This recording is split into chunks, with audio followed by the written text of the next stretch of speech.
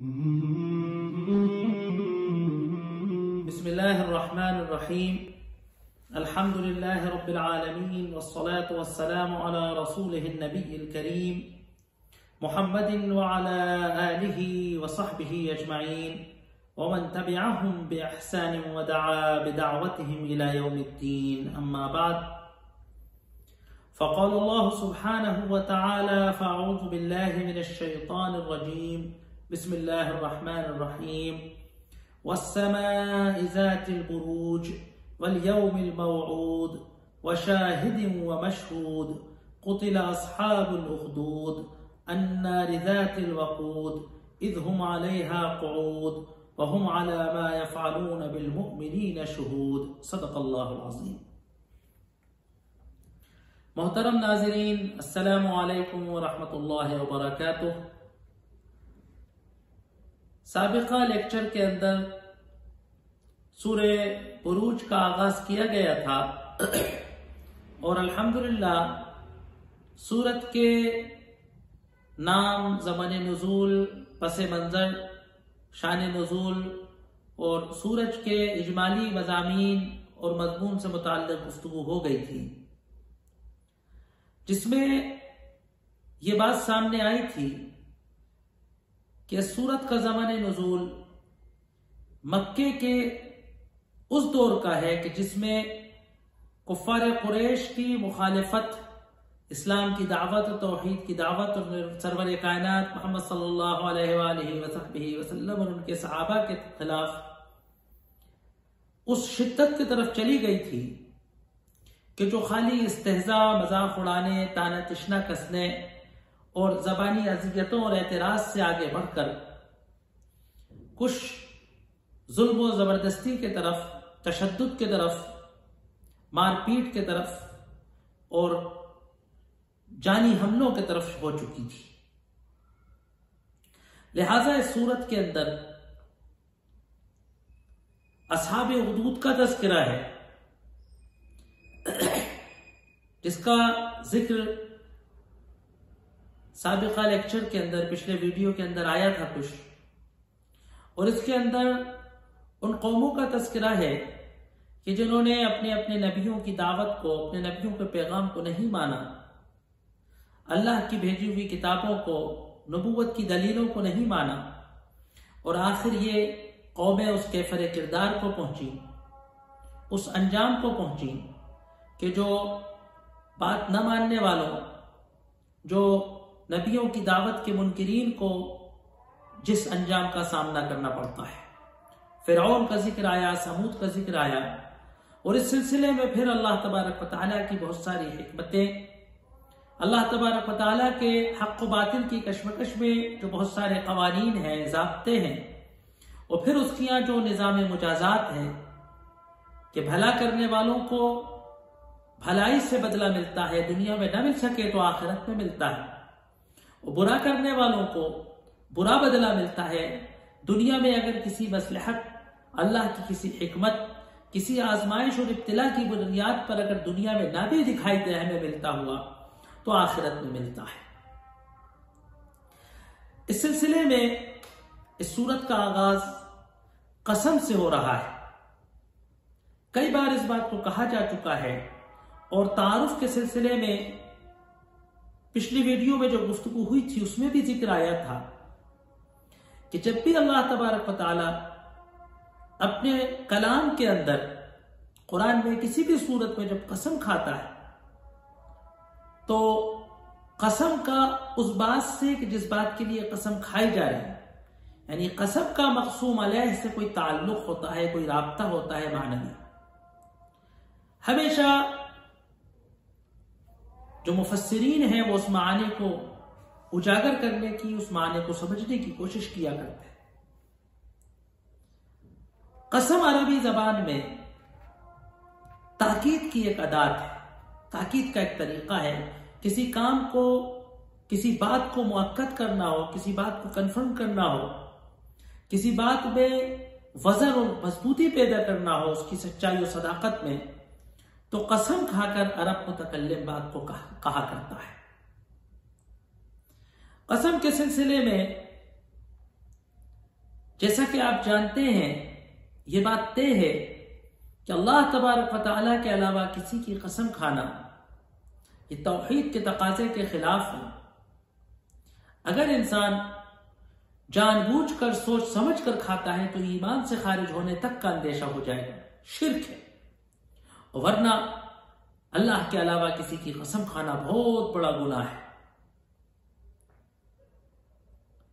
لیکن اللہ تبارک و تعالی کو یہ اختیار ہے کہ وہ اپنی مخلوقات کی قسم کھاتا ہے، اور وہ اپنی مخلوقات میں سے ان مخلوقات کی قسم کھاتا ہے کہ جو عظیم ہے، جو اپنی صنعت کے اعتبار سے، کاریگری کے اعتبار سے، حکمت کے اعتبار سے، کائنات میں اپنے نظام، کائنات کے نظام میں مقام کے اعتبار سے بہت بڑی ہیں، عظیم ہیں، جن کی تخلیق میں بڑی حکمت و تدبیر ہے۔ یہ قسم کھا کر اللہ تبارک و تعالی یہ اشارہ کرنا چاہتا ہے کہ یہ کائنات، یہ مخلوقات جب اتنی عظیم ہیں، جب ان کی کاریگری اتنی زبردست ہے، تو ان کو بنانے والا، ان کی تخلیق کرنے والا، ان کو یہ وجود دینے والا، ان اشیاء کے اندر یہ صفات اور یہ خصوصیتیں پیدا کرنے والا، یہ صلاحیتیں پیدا کرنے والی ہستی، صلاحیتیں پیدا کرنے والی ذات جو باری تعالیٰ کی ذات ہے، کتنی عظیم ہوگی۔ کائنات، مخلوقات کی عظمت خالق کی عظمت کو بتاتی، کسی کاریگری کی ہنری کاریگر کے ہنر کو بتاتی۔ تو یہ کائنات کی حکمتیں، یہ کائنات کی باریکیاں، یہ کائنات کی عظمتیں، یہ مخلوقات کے نظام کائنات کی توحد،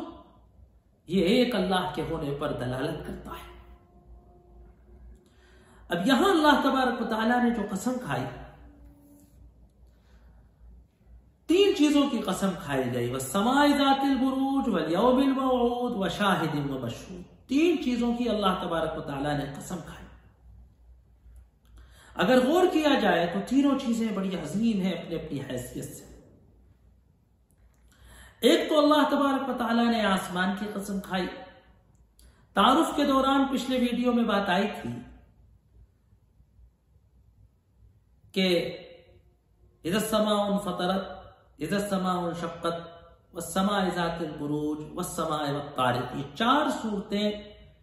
لگاتار اس پارے میں، بیچ میں ویل للمطففین کی ایک صورت آ گئی تھی، آسمان کے تذکرے سے، اور قیامت کے وقت آسمان میں کچھ تبدیلیاں ہوں گی اس سے وقت۔ تو دو صورتیں قیامت کے پس منظر میں تھی، انفطار اور انشقاق، اور یہ باقی دو صورتیں اللہ تبارک و تعالیٰ کی کچھ قدرت کی طرف اشارے کرتی ہوئی لے جا رہی ہیں۔ تو تین چیزوں کی قسم کھائی گئی، والسماء ذات البروج، اس آسمان کی جو بروج والا ہے، والیوم الموعود، اور اس دن کی قسم کھائی گئی کہ جس کے ہونے کا انسانوں سے وعدہ کیا گیا ہے، وشاہد ومشہود، اور حاضر رہنے والے کی قسم کھائی گئی۔ آسمان اللہ تبارک و تعالیٰ کی ان عظیم مخلوقات میں سے، جس کو ہمیشہ سے انسان نے قوت، عظمت، بلندی اور بڑائی کی نگاہ سے دیکھا ہے۔ یہ کیسی پہیلی رہی ہے تاریخ انسانی میں، اور شاید آج تک ہے۔ سائنس اور ٹیکنالوجی کے اس قدر پھیل جانے کے باوجود، معلومات کے اس قدر ہجوم کے باوجود، یہ مخلوق ایسی ہے کہ شاید آسمان کی حقیقت، آسمان کی مسافت، آسمان کی وسعتیں، آسمان کی گہرائیاں، آسمان میں چھپی مخلوقات کے راز، اس کے ستاروں اور سیاروں کی تعداد، اس کے کائنات کا نظام، اس کا نظام کشش، اس کے مدار، اس کے محور، یہ سب ایک ایسی چیز ہے کہ آج بھی محققین کے سامنے، آج بھی اسکالروں کے سامنے، جتنا وہ اس کی اسٹڈی کرتے چلے جاتے ہیں، جتنا وہ اس کے بارے میں جانتے چلے جاتے ہیں، ان کو اندازہ ہوتا ہے کہ اس کی عظمت، اس کی وسعت، اس کی بیرائی، اس کی گہرائی، اس کی بلندی، اس کی متانت، اس کی پہلیاں، اس کے راز جتنا ہم نے جانا ہے اس سے کئی گنے ہے۔ جتنا انسان جانتا ہے تو پھر اس کو یہ حقیقت اس پر کھلتی ہے کہ میں شاید پہلے جتنا جاننے اور نہ جاننے کے درمیان جو تناسب سمجھتا تھا، شاید نہ جاننے کا تناسب اتنا جاننے کے بعد اور بڑھ گیا۔ کیونکہ جب حقیقی علم اگر انسان کو ہوتا ہے تو وہ جتنی باتوں کو جانتا ہے اس سے زیادہ اس کو اس کا احساس ہوتا ہے کہ ابھی مجھے کتنی باتیں نہیں میں نے جانی۔ تو یہ آسمان کو ہمیشہ انسان نے بڑی بلندی کی نگاہ سے، عظمت کی نگاہ سے، متانت کی نگاہ سے دیکھا ہے۔ خاص طور سے اس کے اندر والبروج، وہ آسمان کہ ذات البروج، جو بروج والا ہے۔ عربی زبان کے اندر برج بلند عمارت کو کہتے ہیں۔ آپ نے دیکھا ہوگا کہ پرانے زمانوں میں محلوں میں، قلعوں پہ، فصیلوں پر، شہر پناہوں کی فصیلوں پر برجیاں بنی ہوتی تھی، گنبد سا بنا ہوا چاروں طرف سے اس پر دیکھا جاتا تھا۔ پرانے زمانے میں شہر پناہ میں وہاں گارڈ آس پاس سے شہر کی دور تک نگرانی اور نگاہ رکھنے کے لیے اس کے اندر تعینات رہتے تھے۔ تو کہا کہ یہ بروج آسمان کے تحفظ کے وہ قلعے ہیں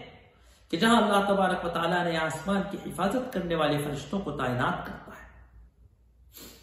بعض لوگوں نے کہا کہ بروج آسمان کے ستاروں اور سیاروں کا نام۔ سب سے مختار قول جو ہے، سب سے راجح قول جو ہے وہ یہ ہے کہ بروج آسمان کی ان منزلوں کا نام ہے کہ جن میں سورج، چاند، ستارے اور سیارے محور کرتے ہیں، گردش کرتے ہیں۔ ظاہر سی بات یہ الٹپ بے ترتیب تو نہیں چلتے، یہ سارے کائنات، سیارے اور ستاروں کے چلنے کا ایک تسلسل ہے، ان کا ایک نظام ہے، ایک دوسرے کی طرف جاذبیت کے نظام سے ایک دوسرے سے جڑے ہوئے ہیں، اور ایک دوسرے کی کڑی کے اندر تسلسل کے ساتھ ایک دوسرے کے ارد گرد گہور اپنی مدار میں محور کرتے ہیں، اور پوری کائنات کا نظام اس سے چلتا ہے۔ انچ اور سینٹی میٹر تو بہت دور کی بات ہے، ملی میٹر بھی بڑی اکائی ہے۔ اگر ایک ملی میٹر کے نینو اکائی میں بھی اگر ان کی رفتار میں، ان کے فاصلے میں، ان کی سپیڈ میں، ان کی پوزیشن میں، ان کے اینگل میں فرق آ جائے تو پورا نظام کائنات دھرم بھرم ہو جائے۔ یہ بڑے بڑے سیارے اور ستارے آپس میں ٹکرا جائیں اور وہی کچھ ہو کہ جیسا قرآن کی متعدد صورتوں میں اور مختلف آیات میں قیامت کے برپا ہونے کا جو منظر کھینچا جاتا ہے۔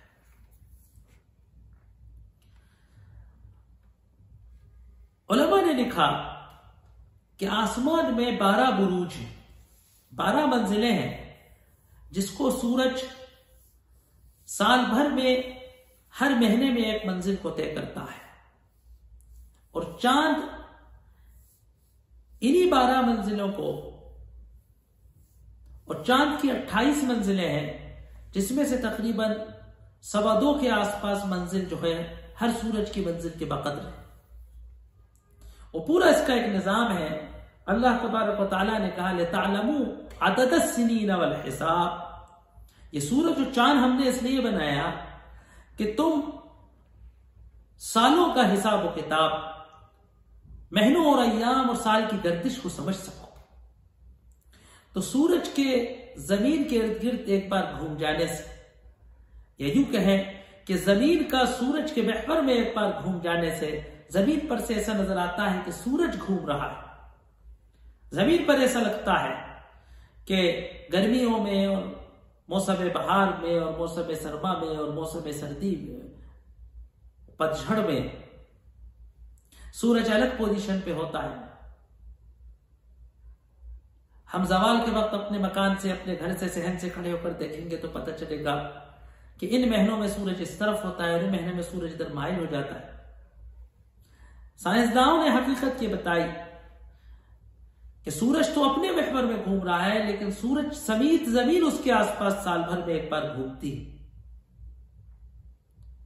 تو سال ہوتا ہے۔ پھر زمین اپنے محور پہ ایک بار گھومتی ہے تو 24 گھنٹوں میں دن ہوتا ہے، اور چاند زمین کے ارد گرد جب ایک بار اپنا چکر لگاتا ہے تو مہینہ ہوتا ہے۔ زمین کے اوپر سے چاند اپنی پرچھائی کی وجہ سے، سورج کی روشنی سے کٹنے کی وجہ سے چھوٹا اور بڑا ہوتا ہے، اور یہ انسان کے لیے کیلنڈر کا کام کرتا ہے۔ 28 دن میں چاند اپنی منزل طے کر لیتا ہے، پھر وہ 1 دن، 1.5 دن، 2 دن چھپتا ہے، اور اس طریقے سے 29 اور 30 مہینوں کے ذریعے وہ اپنا چکر، 12 مہینوں کا چکر سال کے قریب قریب پورا کر لیتا ہے۔ تو یہ اللہ تبارک و تعالیٰ کے بروج ہیں۔ دوسری قسم اللہ نے کھائی کہ وَالْيَوْمِ الْمَوْعُودِ، وہ عظیم دن کہ جس کا وعدہ، جس کی وارننگ، جس کی آگاہی، جس کی یاد، جس کی دھمکی اللہ تبارک و تعالیٰ نے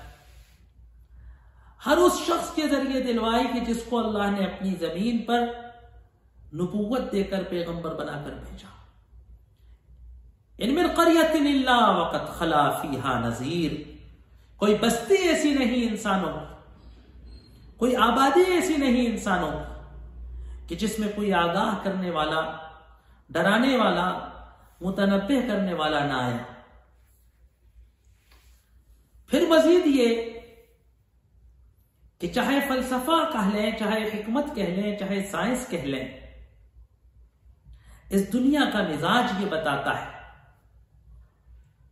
اس دنیا کا نیچر یہ بتاتا ہے کہ یہ ابدی اور ازلی نہیں ہے، یہ فنا ہونے والی، اس کی ہر چیز فنا ہوتی ہے، اس کی ہر چیز میں عروج آتا ہے، پھر زوال ہوتا ہے۔ سورج اگتا ہے اور پھر چڑھتا ہے اور سر پر بلند ہو جاتا ہے، پھر ڈھلنا شروع ہوتا ہے اور ڈوب جاتا ہے۔ چاند ہلال کی طرح نظر آتا ہے، پھر وہ اپنی ترقی کی رفتار طے کرتا ہے، 13ویں اور 14ویں اور 15ویں رات کے اندر وہ مکمل گول ہو جاتا ہے، پھر ڈھلنا شروع ہو جاتا ہے، پھر کٹنا شروع ہو جاتا ہے، اور ڈوب کر پھر تاریک ہو جاتا ہے۔ ہر موسم فصل کا آتا ہے، زور مارتا ہے، اپنا دبدبا دکھاتا ہے، اپنی دبنگی کا احساس کراتا ہے، پھر سمٹ جاتا ہے، پھر چلا جاتا ہے۔ ایک وقت ایسا آتا ہے کہ ندیوں میں طغیانی آتی ہے، ابال آتا ہے، وہ اپنے ساتھ سب کچھ بہا لے جاتی ہے، بستیوں اور آبادیوں کو سناٹوں میں بدل جاتی ہے، پھر وہ اتر جاتی ہے، پھر وہ ایک بے رفتار جامد سے نالوں میں بدل جاتی، کہیں سوکھ جاتی، چھوٹے چھوٹے بچے اس کو کراس کر کے چلے جاتے۔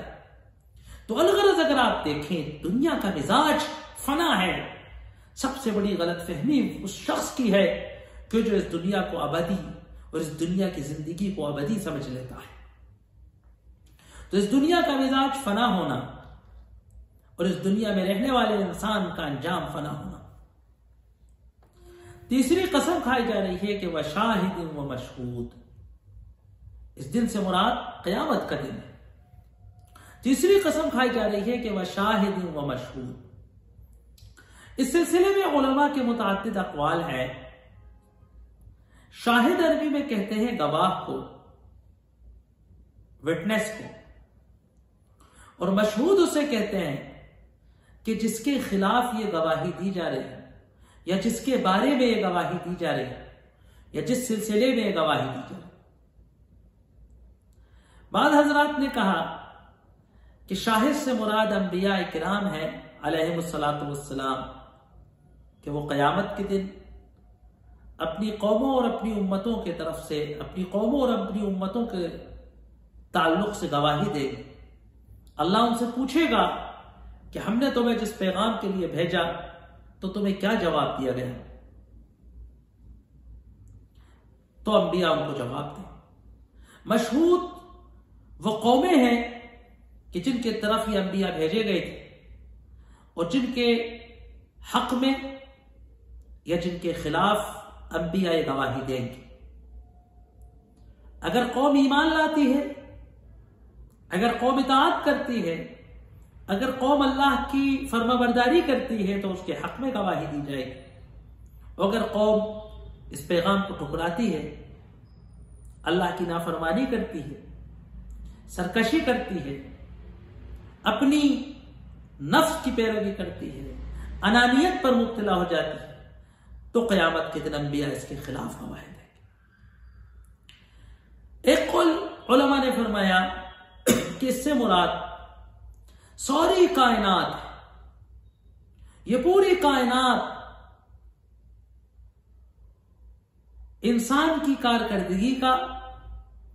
انسان کی اس دنیا میں عمل کرنے کی گواہی ہے. بعض روایتوں میں آتا ہے، اگرچہ کہ شاید ان روایتوں کو کوئی یہ کہہ دے کہ صحیح نہیں ہے، اس درجے کی نہیں ہے، کہ زمین قیامت کے دن یہ گواہی دے گی کہ اللہ، یہاں ابن آدم نے مجھ پر سجدہ کیا تھا. بعض حضرات آپ نے دیکھا ہوگا کہ مساجد کے اندر فرض پڑھ کے جگہ بدل کر نفل پڑھتے ہیں، سنتیں پڑھتے ہیں، اسی لیے کہ زیادہ جگہیں ہمارے لیے زیادہ جگہیں قیامت کے دن ہمارے سجدے کی گواہی. بعض حضرات کسی بیابانوں میں، جنگلوں میں، پکنکوں پہ، تفریحوں پر جاتے ہیں تو ایسی انوکھی جگہیں کہ جہاں کسی کا پاؤں گزر نہ ہوا ہو،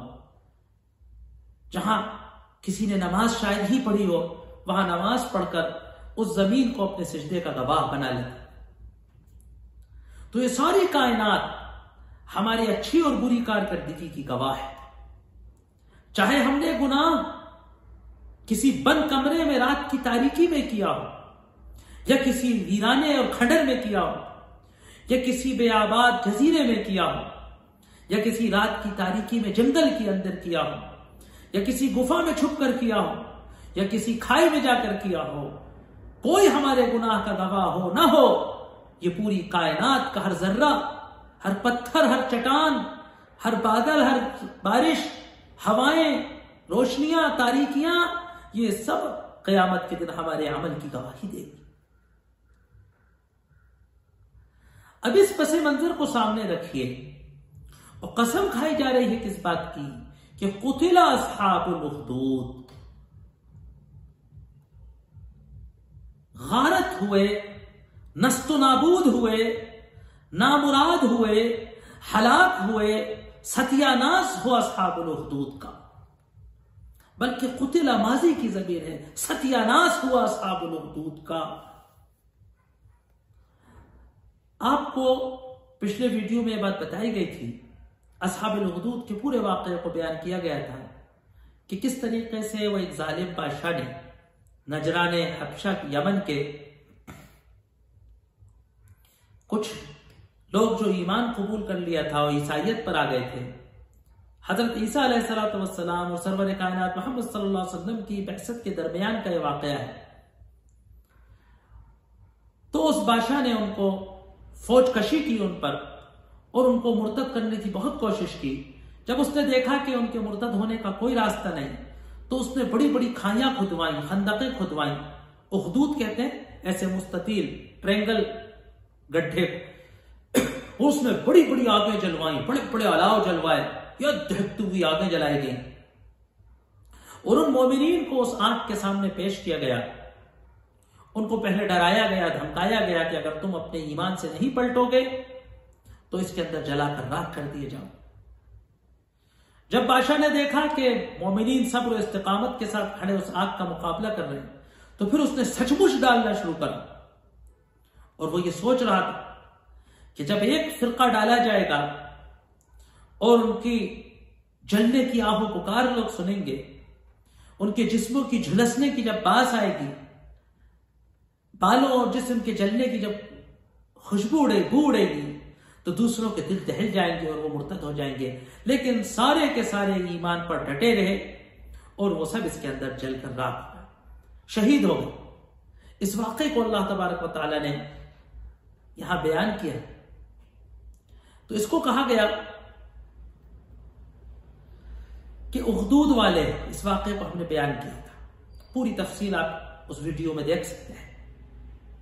تو کہا کہ قتل اصحاب الاخدود، غارت ہوئے اخدود والے، النار ذات الوقود، کون سی اخدود؟ کہ جس میں النار ذات الوقود، جس کے اندر آگ ایندھن کے ساتھ جلائی جا رہی تھی، ہے نا، یعنی ایسی آگ نہیں تھی کہ جو کچھ انسانوں کے جلنے سے گر جائے، بجھ جائے، وہ تو الاؤ تھا، دہتی ہوئی آگ تھی، آسمان بوس چنگاریاں اس کی دہلدا رہی تھی کہ اچھے خاصے بہادر آدمی کا دل ہل جائے۔ لیکن وہ ساری قوم کہ جس میں مرد بھی تھے، عورتیں بھی تھیں، طاقتور بھی تھے، کمزور بھی تھے، دلیر بھی تھے، کم دل کے بھی تھے، بوڑھے بھی تھے، جوان بھی تھے، بچے بھی تھے، سب جل کر اپنی قربانی دے گئے۔ امت مسلمہ کو، صحابہ کرام رضوان اللہ علیہم اجمعین کو، اور رہتی دنیا تک حق و باطل کی کشمکش میں ہر مومن کو یہ سبق دیا جا رہا ہے کہ ایمان کا تحفظ کرنا ہو تو اصحاب الاخدود سے سبق لو۔ جیت یہ نہیں ہے کہ ہم زندہ بچ گئے، جیت یہ ہے کہ ہم ظالم کے سامنے نہیں جھکے، جیت یہ ہے کہ ہم نے اپنا کلمہ نہیں بدلا۔ بادشاہ ہارا کیونکہ وہ اتنے ہزار، 10,000، 12,000 سے 20,000 سے 70,000 تک کا قول آتا، ارے 4-5 ہزار بھی اگر مان لیں قول تو کوئی کم نہیں۔ ہار تو یہ ہے کہ ہزاروں لوگوں کو جلا کر بھی وہ اپنی بات نہ منوا پایا، اور جیت یہ ہے کہ قربان ہو گئے لیکن کلمے سے نہیں پلٹے۔ جیت کلمے کی ہوئی، جیت اپنے عقیدے کی ہوئی، ہار فوج کی ہوئی، ہار طاقت کی، ہے نا۔ لوگ شطرنج کھیلتے ہیں، اگر آپ کی ساری گوٹیاں بچی رہیں اور بادشاہ کو مات ہو جائے تو آپ ہار جائیں، اور اگر آپ کی ساری گوٹیاں مر جائیں اور آپ اپنے بادشاہ کو مات نہ ہونے دیں تو آپ جیت جائیں۔ مسئلہ کتنے مارے گئے کا نہیں ہے، مسئلہ اس کا ہے کہ بات پر کون جمع رہا، مانی کس کی گئی، چلی کس کی بات۔ تو اصحاب الاخدود النار ذات الوقود اذ هم علیہا قعود، وہ اس آگ پر بیٹھے، مومنین کے اس جلنے کا، مومنین کی اس بیچارگی کا، مومنین کے اس تڑپنے کا، مومنین کی اس آہ و پکار کا، اس درد اور الم کا جو ہے کیا کر رہے تھے، مزے لے رہے تھے، خوش ہو رہے تھے۔ اب اس اصحاب الاخدود کی اس بربریت کے ساتھ اس معاملے کو کرنے اور ان پر اللہ تبارک و تعالیٰ کے نست و نابود و غارت ہونے کی بد دعا کے بعد، بد دعا کا اس قسم سے کیا تعلق ہے نا، کہ بھائی دیکھو یہ آسمان کے بروج اور یہ سورج کا چلنا، یہ موسموں کا بدلنا، رات اور دن کی ہیرا پھیری ہونا،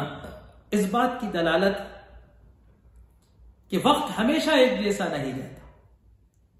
ہمیشہ جو اقتدار میں ہے وہ اقتدار میں نہیں رہتا، ہمیشہ وہ بالادست ہے وہ بالادست نہیں رہتا، ہمیشہ جو طاقتور ہے وہ طاقتور نہیں رہتا، ہمیشہ جو مالدار ہے وہ مالدار نہیں رہتا، ہمیشہ جو جوان ہے وہ جوان نہیں رہتا، ہمیشہ جو تندرست ہے وہ تندرست نہیں رہتا، ہمیشہ جو زندہ ہے وہ زندہ نہیں رہتا۔ یہ کائنات اس بات پر دلیل دیتی ہے کہ تبدیلی ہو کر رہے گی، ایمان کو غلبہ ملے گا۔ آج جو کفر اقتدار میں ہے، آج جو باطل سر اٹھائے ہوا ہے، آج جو ظالم اپنی چودراہٹ کے نشے میں چور ہے، ایسا رہے گا نہیں، بدل جائے گا۔ یوم الموعود، یہ دنیا ختم ہو جائے گی ایک دن، اور قیامت کا دن برپا ہوگا جہاں ہر ایک کو اپنا حساب دینا ہوگا۔ وَشَاهِدٍ وَمَشْهُودٍ، اور اس عدالت میں کوئی اپنے آپ کو یہ نہ سمجھے کہ میں گواہی نہیں ہو پائی۔ ان اخدود والوں کے اس بربریت کا کوئی گواہ اگر وہ سمجھتے ہیں کہ نہیں ہے، وہ سمجھتے ہیں کہ ہم نے ایک بھی مومن کو نہیں چھوڑا کہ جو ہمارے خلاف گواہی دے گا، تو یہ کائنات کی ہر ذرہ، وہ آگ کے جس میں جلایا، وہ مٹی کے جس پر مارا، وہ لوہا کے جس سے زخمی کیا، وہ بندوق کے جس سے گولی چلائی، وہ قلم کی جس سے دستخط کی، یہ سب قیامت کے دن گواہی دے گا۔ تو بدلتا ہوا زمانہ، دنیا کے ختم ہو کے آنے والی قیامت، اور قیامت کے روز کائنات کا ہر ذرہ ابن آدم پہ گواہی دینے والا، یہ سب باتیں بتاتی ہیں کہ اصحاب الاخدود تو کام سے گئے، غارت ہوئے۔ دنیا میں تو ان کا جو ہوا چند سالوں بعد ہی نجاشی نے ان پر فوج کشی کر کے اس بادشاہ کو شکست دے کے موت کی گھاٹ اتارا، لیکن آخرت میں جو ان کا ہوگا وہ آگے سورت کے اندر بیان کیا گیا ہے۔ تو انشاءاللہ یہ اصحاب الاخدود کا واقعہ ہے، اور بڑی اچھی بات اس کے اندر ایک آ رہی ہے کہ حق و باطل کی جب لڑائی ہوتی ہے، کشمکش ہوتی ہے، تو اس وقت باطل اور باطل پرستوں کو اہل ایمان سے کس بات کی دشمنی ہوتی ہے اس کا بھی تذکرہ ہے، پھر اہل ایمان اور اہل باطل کے انجام کا تذکرہ ہے، آخر میں سورت کے اندر اللہ تبارک و تعالیٰ کی طاقت، اللہ تبارک و تعالیٰ کی قدرت اور ظالمین و کافرین پر اس کا انجام، اس کا ذکر آ رہا ہے، آخر میں قرآن کا تذکرہ ہے۔ انشاءاللہ اس سلسلے میں گفتگو مزید آگے ہوگی۔ وآخر دعوانا ان الحمدللہ رب العالمین۔